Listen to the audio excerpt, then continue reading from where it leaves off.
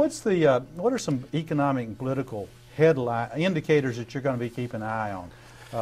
Tony, what are you going to be? Inflation. I mean, I have been. I can't emphasize how much I think that inflation is so built into where we're going. Not just in the next 12 months, but I think we've built it in for the next decade. And I would advise folks, don't use the year-over-year numbers. People always say, well, the year-over-year. What happened to the last 3 to 6 months? Don't use year-over-year numbers. Use the growth and the annualized growth over the last 3 to 6 months. Aaron, well, I don't think the debt issues have gone away. Obviously, okay, in Europe raising or the national debt. The U.S. either. Yeah. I think we're still going to be dealing with issues. Okay, so whether we raise or don't raise the national debt, and then what goes along with that. Right, and just the fact that it's just not sustainable forever anywhere, and the market will eventually punish.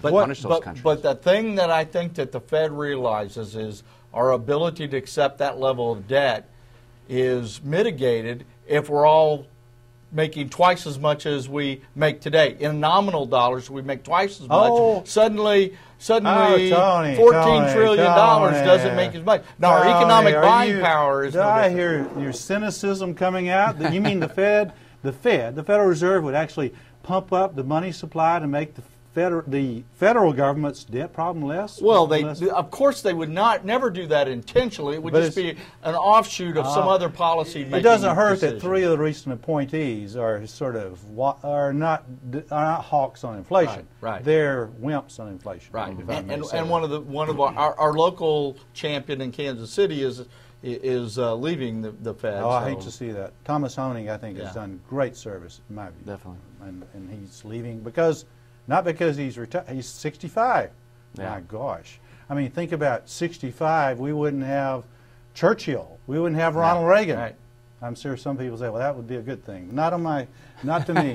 Now, what I would be watching is gasoline prices. Yeah. You know, I mean, that's sort of what, to the point of yours, inflation, but also the value of the dollar. I mean, folks are wondering why is oil so high and why is gasoline so high? Well, the dollar and the Fed's policies. I mean, and one could be cynical enough to believe that the Fed's doing some of it. So, at what point do you, in your studies, Dr. Goss, does it take gasoline to actually curb consumers' behavior? By the way, I only go by Ernie. Only my kid, my wife and kids are the only ones that call me doctor. So. No, I was thrown off so much by Dr. Goss, I didn't hear all your questions. What point does how high does gas prices have to get up before people curb their behaviors? Well, Aaron, you know, that's a hard one, but certainly these break points of things like $4 a gallon. We're there now. I drive a diesel, and it's already $4 a gallon. That's my point. I don't know about where yours is. Yeah. But oil prices. If oil goes to $130 a barrel and stays there, 130. Now that's my point. Stays there for 2 or 3 months. We're headed for a double-dip recession.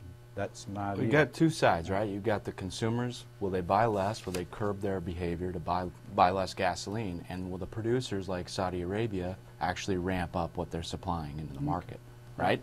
So there could be some of that. I think that overall that if you see some of the upheaval in some of those OPEC countries, their ability in some of those countries, Libya, for example, is a good example, their ability to respond to the market is, I think, going to be mitigated by the rest of the political upheaval. Who's actually going to make that decision? I'm not sure who's in power there to make those decisions. Okay, well,